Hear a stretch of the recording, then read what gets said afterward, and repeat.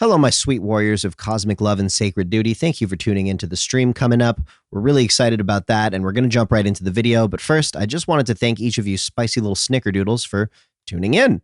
Writing this before the live stream actually happened, so hopefully it isn't or wasn't an absolute shit show. You're the best for watching, and I love you. Also, we hit 60K. What the actual fuck? That was quick. Holy shit. Thank you all so much. Soon enough, we'll figure out something super awesome to do to celebrate the next major milestone as this community keeps expanding. Probably another D&D game, but perhaps with a twist? Feel free to weigh in on what you want to see and share your stories in the comments. Now let's get you rolling. What was your "I've made a huge mistake" moment during a D&D game? Part 1. A player had a monkey's paw forced on her. As a cursed item, only someone willing can accept it, so you can't just throw it away. The player also knew that it would react to the phrase, "I wish," even if she wasn't directly holding the paw. The player also knew that any wish would be corrupted. For 5 months, she had done well and not slipped up until she killed one of her favorite NPCs. The party found out that this young cleric NPC has a devil possessing her. The devil is psychically linked to the poor girl, so the only option is to travel into her mind and help her take control again. So they travel into her mind and confront the devil. Everyone knows they can't kill it without killing the girl. DM. The devil says, "I have a proposal.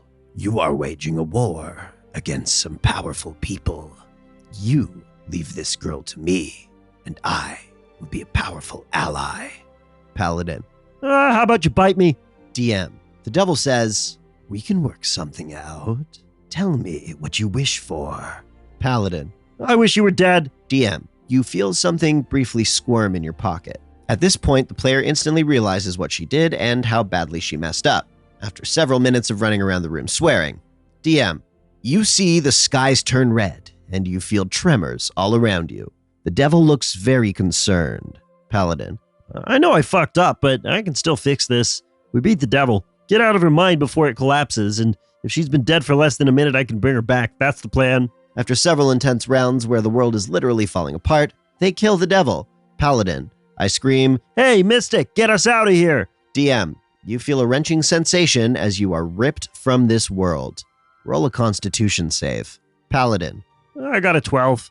DM. You slowly come into your own body. You don't know how long you have been out for. You see the Mystic holding the cleric's limp, unresponsive body. Paladin. I rush over and cast Revivify. DM. You finish casting the spell. An eternity of silence takes by as at last you hear her take a breath and start breathing. Paladin. I check her over. DM. She appears to be just resting. All of her vitals look normal, but you have no way to tell how she's doing mentally. I was DMing a group that was made up of 3 new players with 1 experienced player. The campaign was a world recovering from a magical apocalypse. They were told that in this world, they should expect people to react much like people in the real world would, so to think about their actions as they would have consequences. It was supposed to be a simple, lighthearted introduction to gaming and to the campaign. They had just arrived in a new city and were looking for work. The party comprised of a couple of humans plus 2 very identifiable humanoids in a racist human city. The only job they found was to investigate who kept stealing the city guards' uniforms when they were sent to the laundry. This gave them an opportunity to explore the city, interact with some of the key people and factions in the city, and learn how to play the game with very low stakes. Things were going pretty well. The wizard sat with the laundresses, gossiping while he used prestidigitation to clean clothes alongside them. The thief contacted beggars and street people asking around for information and getting some information about organized crime. The barbarian chatted and drank with the guardsmen. The cleric visited the temple district for no apparent reason. It tracked where the latest laundry cart was hijacked, at a hut on the muddy riverbank. The thief, investigating the tracks, rolled 2 natural ones in a row. So she not only slipped in the mud while checking the tracks, but slid down the muddy path into the river. She couldn't swim, so she had to be rescued. Between her slide and the party trampling the riverbank, all clues were obliterated. The party had learned of a rivalry between the city guard and the army, and that the guard got its uniforms from the army quartermaster. Out of other leads, off they went to investigate. At the gate to the army compound, they were assigned a cheery young soldier to lead them to the quartermaster. Quartermaster's office was in the back of a warehouse in the middle of the army compound. The friendly, flirty guard, call me Mateo, chatted them up along the way, and then bid them farewell. He would run some errands and be back in 15 minutes to guide them out. The quartermaster had a bunch of sullen clerks with him. The party made accusations and threats with nothing to back it up. After listening to their blustering, the quartermaster gestures with his thumb at the door and tells the clerks, "Get rid of them." The men get up from their desks, cracking their knuckles and laughing. The experienced player says, "Finally!" His barbarian grabs his battle axe. The clerks are only planning to toss the characters out of the warehouse, so he rolls and gets surprise, burying his axe in a clerk's chest. All hell breaks loose. It's the party's first combat. They learn the mechanics, and in the end, the party slays their foe while taking very little damage. Silence. The office is in the back of the warehouse, so no alarm had been raised. I'm counting the game time as the players loot the bodies. 15 game minutes pass, and the party hears footsteps. They hide on both sides of the door, and when a soldier enters the office, they grab him and slit his throat to kill him quietly. It's Mateo. He's at 0 hit points, and I'm rolling Mateo's death save each round. The experienced player is ordering the other players around.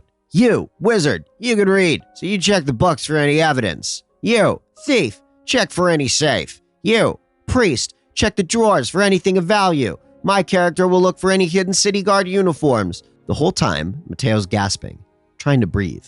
One of the new players, the thief, is starting to look disturbed. Mateo takes his last suffocating breath and dies. And the thief says, quietly, "Oh, crap." She realized, and she explained to the rest of the party. They had just murdered 6 soldiers and looted their corpses in the middle of the army compound with absolutely no justification, after telling the gate guards where they were going and being extremely easily identified. They did manage to leave the army compound and reach the city gates, having abandoned everything they weren't carrying before the alarm was raised. They talked their way past the gate guards, as the barbarian was their drinking buddy. They were chased by the army out of the city-state. A bounty was placed on their heads, so all other city-states in the region were closed to them. They were forced out into the frontier and into a very different campaign. A local lord wanted us to look at a cult activity in a particular area that many people had disappeared lately. So as the hired adventurer group, we went to that place. In this place was a cult that worshipped a mad god. Their god was literally insane. Every person that says his name out loud needs to make a will save. Turned out, of course, they were responsible for the missing people.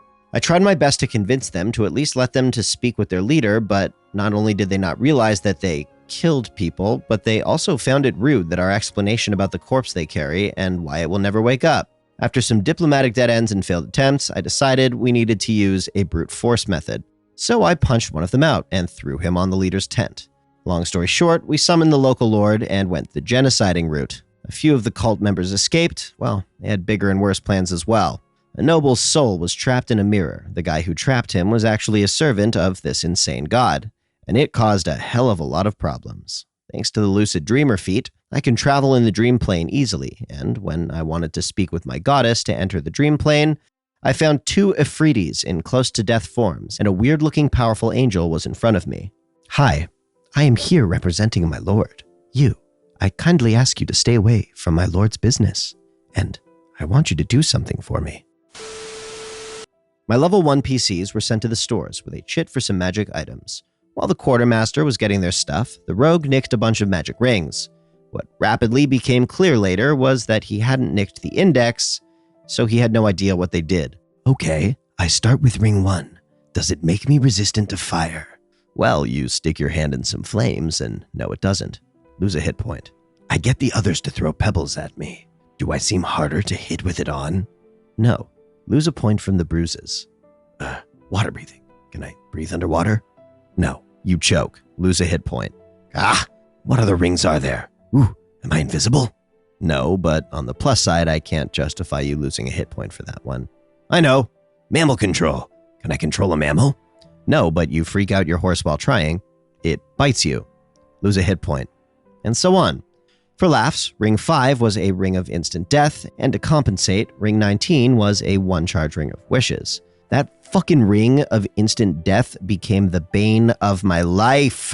A number of ways they used to trick important NPCs into putting on that bloody ring.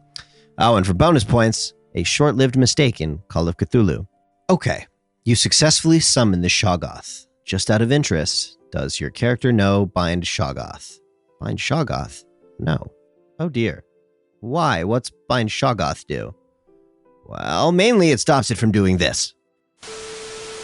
Hello, my savory little empanadas of unconditional love and universal expression. Thank you for attuning your spark of consciousness into whatever configuration of silicon, glass, plastic, and metal sits before you. If you're new, feel free to say hello in the comments. If not, feel free to still say hello in your comments.